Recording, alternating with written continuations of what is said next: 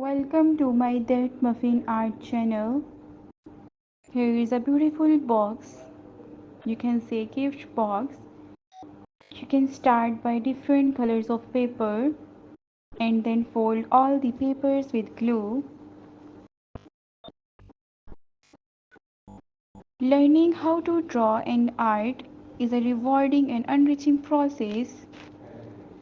The practice of art and craft improves hand-eye coordination and precision, benefiting overall motor skills. Practice art and craft objects in proportion by comparing the sizes. Don't forget to subscribe my channel for more tutorials.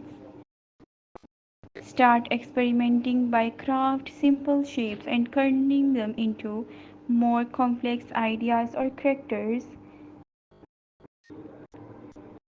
It is a skill that improves with practice. Start with simple exercises and over time, challenge yourself with more complex subjects.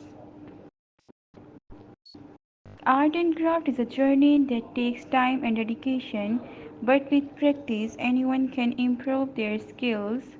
Be patient with yourself, enjoy the process, and let your creativity flow.